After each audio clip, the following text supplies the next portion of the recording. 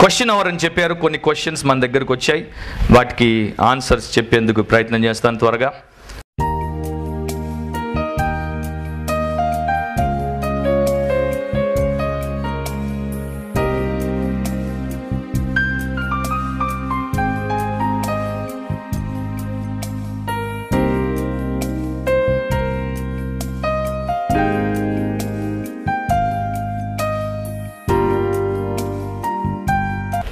ఈ రోజుల్లో చాలామంది క్రీస్తును అంగీకరించి అన్యులను ప్రేమించి పెళ్లి చేసుకుంటున్నారు. మరి ఇది ఒక క్రైస్తవ ఆత్మీయ ఎదుగుదలకు ఎంతవరకు దోహదపడుతుంది? ఏమాత్రం దోహదపడదు, కుంటుపడేస్తుంది. చార్లెస్ స్పర్జన్ భక్తుడు ఒక ఉపమానం చెప్పేవాడు. ఒక అమ్మాయి ఆయన దగ్గరకు వచ్చి అడిగిందంట, స్పర్జన్ గారు, నేను ఒక అబ్బాయిని ప్రేమించాను, పెళ్లి చేసుకోవాలనుకుంటున్నాను. ఆయన అడిగాడు, ఆయన విశ్వాసి అంటే? కాదు, విశ్వాసి కాదు, క్రైస్తవుడు కాదు. మరి అవిశ్వాసం చేసుకోవద్దని దేవుడు చెప్పాడు కదా, నేను పెళ్లి చేసుకున్నాక మార్చుకుందాం అనుకుంటున్నాను అంది. అప్పుడు స్పర్జన్ భక్తుడు అన్నాడంట, నువ్వు పెళ్లి చేసుకున్న తర్వాత ఆయన్ని మార్చడం సంగతి పక్కన పెట్టు, ఒకటి అర్థం చేసుకో, నీవు టేబుల్ మీద నిలబడున్నావు, ఆయన కిందున్నాడు. ఆయన నిన్ను కిందికి లాగడం ఈజీయా, నీవు ఆయన్ని పైకి లాగడం ఈజీ అని అడిగాడు. కిందికి లాగడం ఈజీ. మునిగిపోయేవాడు ఒడ్డునున్నోడిని ఈజీగా లాగేస్తాడు. వాడు అలసిపోయి వాడి యొక్క ప్రయత్నం ఆపకపోతే వాడు లాగేస్తాడు. అందుకనే గజ ఈతగాడు కూడా మునిగిపోయేవాడు ప్రయత్నం చేసేటప్పుడు పైకి తీసే ప్రయత్నం చేయడు. సో అది ఏ రకంగా దోహదపడదు, అది మీకు మంచిది కాదు, అది దేవుని వాక్యానికి వ్యతిరేకం. పెళ్ళి కొన్ని షరతులతో కూడి పెళ్ళి అయిన తర్వాత మీ మతం మీదే, మా మతం మాదే అని అంటున్నారు. ఇది ఎంతవరకు కరెక్ట్? ఏమాత్రం కరెక్ట్ కాదు. ఈ రోజుల్లో చాలామంది అబ్బాయిలు తమ కంటే పెద్ద వయస్సు గల అమ్మాయిలను పెళ్లి చేసుకుంటున్నారు. ఈ కాలంలో ఇదొక ట్రెండ్ అయిపోయింది. ఒక క్రైస్తవ జీవితానికి ఇది తగునా? తగదు. మీ ప్రశ్నే ఆన్సర్. ట్రెండ్కు బెండ్ అవ్వద్దు, అంతే. ఎస్, ఎక్సెప్షన్స్ కొన్ని ఉన్నాయి, కానీ జనరల్గా దేవుడు పెట్టింది ఏంటంటే అమ్మాయిలు అబ్బాయిల కన్నా చిన్న వయస్కులై ఉండాలి. సో ఆ ప్రకారమే మీరు చేసుకోండి. రూపాంతరం చెందాక సాతాను శోధనలను ఏ విధముగా జయించాలి? నీవు రూపాంతరం చెందినప్పుడు, అంటే రూపాంతరం చెందడం అనేది ఒక రోజు, ఒక వారం, ఒక సంవత్సరంతో అయిపోయేది కాదు, లైఫ్ లాంగ్ ప్రాసెస్. నీవు ఆ యొక్క ట్రాన్స్ఫర్మేషన్లోనికి ఎదుగుతూ ఉంటావు. అలా ఉన్నప్పుడు శోధన రాగానే దాన్ని గుర్తించగలిగేటువంటి విచక్షణ దేవుడు నీకు ఇస్తాడు. రెండవది, దాని గురించి సరైనటువంటి నిర్ణయం చేసుకునేటువంటి శక్తిని, కృపను కూడా దేవుడు నీకు ఇస్తాడు. సో నీవు అనుకుంటే ఆ శోధనకు లోబడకుండా దాన్ని జయించవచ్చు. నీవు దానికి లోబడాలి అనుకుని తీర్మానం చేస్తే దాంట్లో పడిపోతావు. So it's in your hands whether you want to overcome or whether you want to get into the temptation and enjoy the pleasure. It's in your hands. Christians సినిమాలు చూడవచ్చా? వాటిని ఫాలో అవ్వచ్చా? కొన్ని సినిమాలు మంచివి అంటారు. ఎవరు అంటారు? దర్శకుడా, ప్రొడ్యూసరా, లేకపోతే ఆ యొక్క సినిమా నటుడి యొక్క ఫ్యాన్స్ అసోసియేషనా? క్రిస్టియన్స్ సినిమాలు చూడొచ్చా? దీని గురించి బోధకులే రకరకాలుగా చెప్తారు. ఎందుకంటే కొంతమంది బోధకులు చూస్తారు కనుక చూస్తే పర్వాలేదు అంటారు. నేను మాత్రం ఖచ్చితంగా చూడొద్దు అంటాను. ఎందుకంటే దాంట్లో మనం నేర్చుకునేటువంటిది ఏమీ లేదు. లోకం మనకేం మంచి నేర్పించదు. మనము దేవుడి వాక్యం నుండే మంచిని నేర్చుకోగలం. సో వాటిని ఫాలో అవ్వడం కానీ, వాటిని చూడడం కానీ మనకు పెద్దగా ఉపయోగపడదు. పైపెచ్చు మనకు అనేక శోధనలు కలగడానికి, అనేక రకాలైనటువంటి ఇబ్బందులను ఎదుర్కోవడానికి అవి ఉపయోగపడతాయి. ఒక ప్రశ్న మిమ్మల్ని అడుగుతాను, మీలో ఎవరైనా సినిమా చూసి బాగయ్యారా? ఈటీవీలో ఒక కార్యక్రమం వచ్చింది, TV9 30 minutesలో ఒక కార్యక్రమం వచ్చింది, టైమ్స్ ఆఫ్ ఇండియా పత్రికలో లేకపోతే ఆ న్యూస్ పేపర్లో ఒక ఆర్టికల్ వచ్చింది. వీళ్ళందరూ ఏమంటున్నారు? సినిమాల యొక్క దుష్ప్రచారము లేక దుష్ప్రభావం యువత మీద ఎంత ఘోరంగా ఉందంటే వారు చెడిపోవడానికి, పడిపోవడానికి కారణమవుతోంది అని అంటున్నారు. సో దాన్ని బట్టి అది మనకు మంచిది కాదు. పౌలు భక్తుడు ఒక మాట అంటాడు, ఆ మాట నేను చదువుతాను. కొరింథీయులకు రాసిన పత్రిక 10వ అధ్యాయం 23వ వచనం. అన్ని విషయముల యందు నాకు స్వాతంత్రము కలదు గాని అన్నియు చేయదగినవి కావు. అన్నిటి యందు నాకు స్వాతంత్రము కలదు గాని అన్నియు క్షేమాభివృద్ధి కలుగ చేయవు. సో 2 రీజన్స్ చెప్పాడు. అన్నీ చేయదగినవి కావు, అన్నీ క్షేమాభివృద్ధి కలుగ చేయవు. సో సినిమాలు కూడా మనకు క్షేమాభివృద్ధిని కలగ చేయవు, మన యొక్క ఆత్మీయ అభివృద్ధిని ఆటంకపరుస్తాయి. కనుక వాటికి దూరంగా ఉండడం మంచిది. How to get out of addictions నుండి ఎట్లా బయటపడాలి? ఏ అడిక్షన్ అయినా కావచ్చు, దాంట్లో నుండి బయటపడడం అనేది కేవలం దేవుడి యొక్క కృపే. దేవుడే నిన్ను దాంట్లో నుండి బయటికి తీసుకొని రావాలి. సో సింపుల్గా పేతురు భక్తుడు నీటిలో మునిగిపోతున్నప్పుడు ఏం చేశాడు? చేయి పైకెత్తి ప్రభువా నన్ను రక్షించు అన్నాడు. సో నీవు కూడా సిన్సియర్గా దేవుడి యొక్క సహాయమును కోరుకోవాలి. రెండవది, ఆయన సహాయం చేసిన తర్వాత ఆయన చెప్పినటువంటి వాక్య ప్రకారం నీవు నడుచుకోవాలి. యేసు ఎలాంటి అడిక్షన్లో నుండైనా మనల్ని వేరు చేయగలడు, విడుదల ప్రసాదించగలడు. యోహాను సువార్త 8వ అధ్యాయం 36వ వచనంలో చెప్పాడు, కుమారుడు ఎవరిని స్వతంత్రునిగా చేయునో వారు నిజముగా స్వతంత్రులు. So he will get you out of addiction. If you sincerely cry out to God, he will help you. Most of the time సిన్సియర్గా ప్రేయర్ చేయరు, దాని గురించి అడుగుతుంటారు, ప్రభువా నాకు ఈ పాపం ఉంది అంటారు. కానీ హృదయంలో దాన్ని ఇంకా ప్రేమిస్తుంటారు. దాన్ని వదిలిపెట్టే మనస్తత్వం ఉండదు కనుక దాంట్లోనే వారి బ్రతుకంతా కొనసాగుతూ ఉంటుంది. డైలీ యూత్ ఏ విధంగా జీవించాలి? లూకా సువార్త 9వ అధ్యాయం యేసు ప్రభు ఒక మాట చెప్పాడు, నిన్ను నీవు ఉపేక్షించుకొని నీ సిలువను ఎత్తుకొని ప్రతిదినము నన్ను వెంబడించు అన్నాడు. సో నీకు నీవు నో చెప్పుకొని నీ సిలువను ఎత్తుకొని ఎవ్రీడే ఫాలో జీసస్, ఆయన్ని వెంబడించు, ఆయన యొక్క చిత్త ప్రకారము జీవించాలి. యవనస్తులైనా పెద్దలైనా పిల్లలైనా అందరూ దేవుడి వాక్యంలో రాయబడినటువంటి రీతిలో జీవించాలి. అయితే దేవుడి వాక్యంలో చాలా విషయాలు రాయబడ్డాయి, నాకు అన్ని విషయాలు తెలియవు కదా. తెలియవు. నీకెంత తెలుసో అంత మట్టుకు నీవు దేవుడికి లోబడి జీవించు, మిగతావి దేవుడు నీకు తెలియజేస్తాడు. నా నామమున మీరు తండ్రిని ఏమి అడిగినను ఇస్తాడు అని యేసుక్రీస్తు వారు అన్నారు. అయితే ధనమును కోరుకొనుట అడుగుట తప్ప? యేసుప్రభు మనకు ప్రార్థన నేర్పించాడు. ఏంటి ఆ ప్రార్థన? మా అనుదిన ఆహారము మాకు దయచేయము. అంటే ఇప్పుడు ఒకప్పుడు ఇశ్రాయేలు ప్రజలకు అరణ్యంలో దేవుడు డైరెక్ట్గా పైనుండి మన్నాను వేసాడు. ఇప్పుడు మనకు కూడా అట్లా ఎక్కడైనా పంపకం జరుగుతుందా? మనం ఎక్కడికైనా పోయి కూర్చుకుంటామా? లేకపోతే మనం ప్రార్థన చేసినప్పుడు దేవుడు మనకు మానిటరీ హెల్ప్ని ఇస్తే ఆ డబ్బును తీసుకొని మనము బజార్కి వెళ్ళి రైసు గోధుమలు కొనుక్కొని మన రొట్టెని మనం తయారు చేసుకుంటామా? సో దేవా నాకు నీతిగల సంపాదన ఇవ్వు అని అడగడం తప్పు కాదు.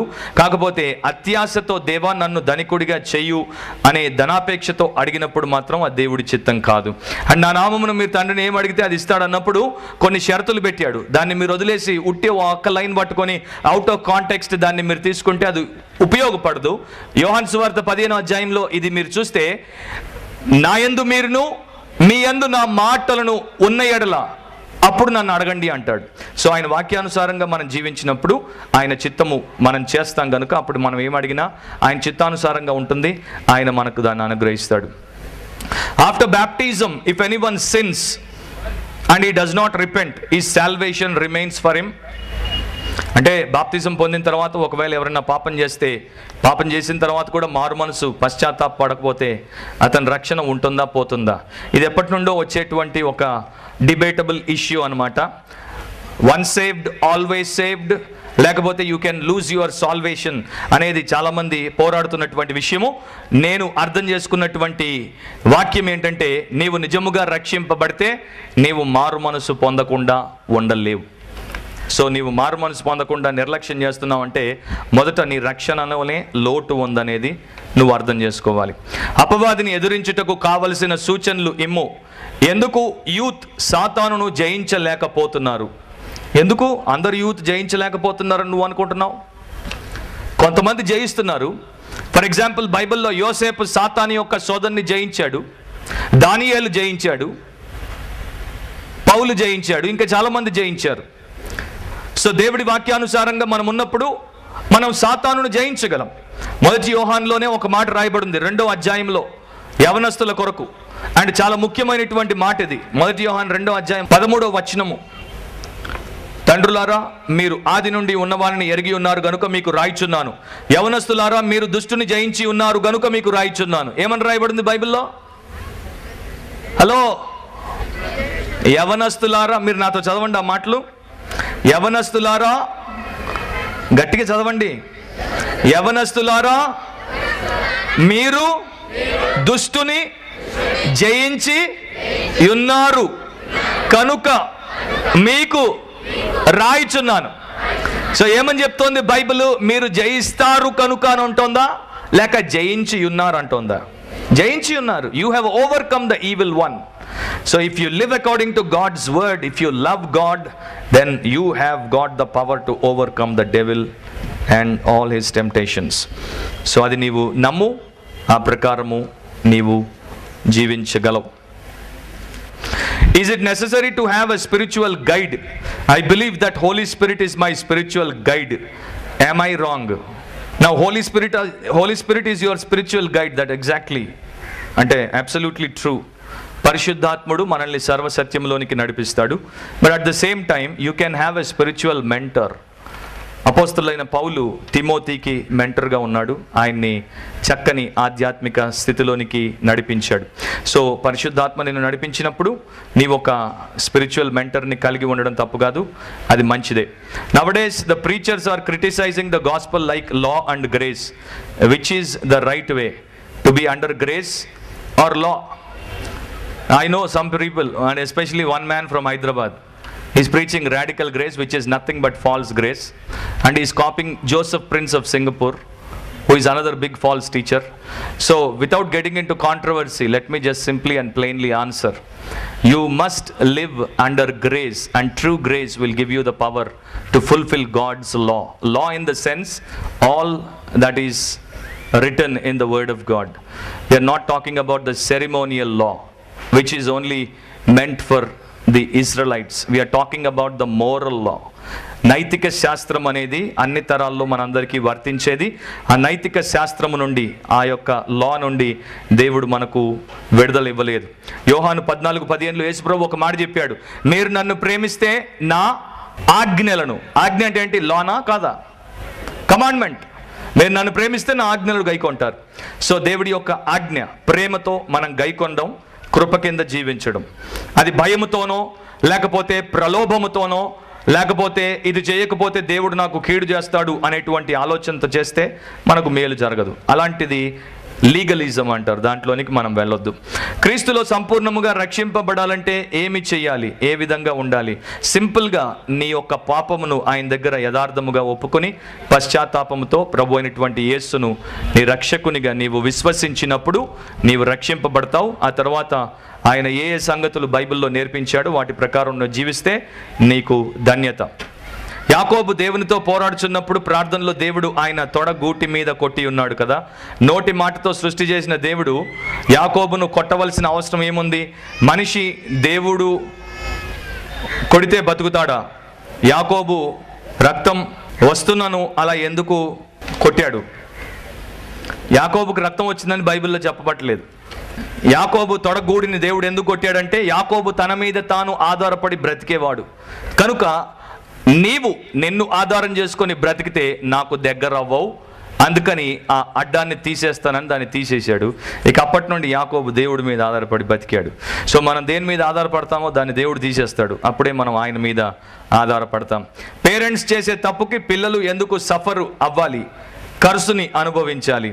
ఎగ్జాంపుల్, చిల్డ్రన్కి ఎస్సీ అని పెడితే పాపం వాళ్ళు ఏం చేస్తారు? ఇప్పుడు వాళ్ళు ఎస్సీగా కొనసాగొచ్చా, లేకపోతే పేరెంట్స్ని వదిలేసి వేరే లైఫ్ లీడ్ చేయాలా? ఎస్సీగా కొనసాగాల్సిన అవసరం లేదు, ఎస్సీ సర్టిఫికేట్ తీసేస్తే చాలు అండ్ పేరెంట్స్తోనే ఉండొచ్చు.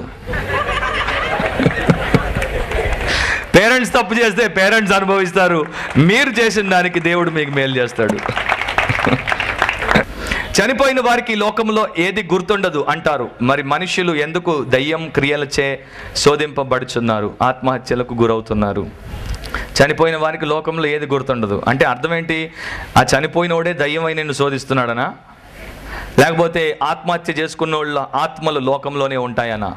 అది మన దేశంలో ఆఫ్రికాలో ఉన్నటువంటి యానిమిస్టిక్ రిలీజన్ యొక్క బిలీఫ్ అది. అంటే చచ్చిపోయినోడు కోరికలు తీరకపోతే దయ్యం అవుతాడు. బైబిల్ ఆ ప్రకారం చెప్పట్లేదు. సాతాను యొక్క దూతలు వాడితో దేవుడి మీద తిరుగుబాటు చేసి పడిపోయినటువంటి వారే ఈవిల్ స్పిరిట్స్. సో వారు దేవుని యొక్క ప్రజల్ని శోధిస్తారే తప్ప చచ్చిపోయినటువంటి వారు దయ్యాలుగా మారి ఈ లోకంలో తిరగరు, వారు మనల్ని ఏ రకంగా శోధించరు. మనకు తలంపు పుట్టక మునిపే దేవుడికి అన్ని తెలుసు. అలాంటప్పుడు పాపం చేయకుండా దేవుడు స్టాప్ చేయొచ్చు కదా. అలాంటప్పుడు పాపం అనేది ఉండదు కదా. అవును, దేవుడు మనకు ఫ్రీ విల్ ఇచ్చాడు. మనం ఏం చేయాలో ఏం చేయకూడదో చెప్పాడు. అండ్ మనకు ఆ యొక్క చేసేటప్పుడు మన మనస్సాక్షి మనల్ని గద్దించి ఆపేటట్టు ఒక ఏర్పాటు కూడా చేశాడు.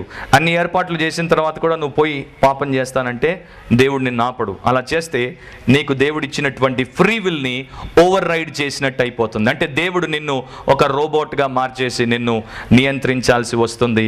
ఆ ప్రకారం దేవుడు తన సృష్టిని చేయడానికి ఇష్టపడలేదు. సో మనకు చెప్పాల్సింది చెప్తాడు, మనల్ని ఆపాల్సిన రీతిలో ఆపే ప్రయత్నం చేస్తాడు. అయినా కూడా నేను పోయి మునుగుతానంటే మునుగు అంటాడు. చెడు తలంపుల నుండి తప్పించుకోవడం ఎలా? మంచి తలంపులు చేయడం వల్ల. దివారాత్రములు దేవుని వాక్యమును ధ్యానించుము. ఎందుకన్నాడు? దివారాత్రములు నీవు దేవుని వాక్యం ధ్యానిస్తూ ఉంటే చెడు తలంపులకు అవకాశం ఉండదు. దేవుని చిత్తమును ఒక యవనుడు పరిపూర్ణముగా ఏ విధంగా జరిగించగలడు? పరిపూర్ణముగా ఏ విధంగా జరిగించగలడు? ఏ విధంగా అంటే నీవు వాక్యాన్ని నేర్చుకుంటున్నప్పుడు దాని ప్రకారం నీ నడవడిని మార్చుకుంటూ పోతే నీవు దేవుని చిత్తానుసారంగా జీవించడం మొదలు పెడతావు. అండ్ దేవుని యొక్క కృపను బట్టి నీకు ఆత్మీయ అభివృద్ధి లభిస్తుంది. యూటర్న్ అనేది విశ్వాసులకా అవిశ్వాసులకా? ఇద్దరు కదా. అవిశ్వాసులు పాపము నుండి తిరగాలి, విశ్వాసులు వేషధారణ నుండి తిరగాలి. వారి జీవితంలో వారు బ్యాక్ స్లిడన్ స్టేట్లోనికి వెళ్ళిపోతే అక్కడ నుండి తిరగాలి. విశ్వాసులు భక్తులను ఫాలో అవ్వాలా, జీసస్ని ఫాలో అవ్వాలా? జీసస్నే ఫాలో అవ్వాలి. కాకపోతే భక్తులు యేసు యొక్క మాదిరిని మనకు చూపించినప్పుడు వారిని అనుసరించడం తప్పు కాదు. అందుకనే 1 కొరింథీ 11:1 పౌలు భక్తుడు అన్నాడు, నేను క్రీస్తును పోలి నడుచుకొనుచున్న ప్రకారం మీరు నన్ను పోలి నడుచుకోండి. Thank you.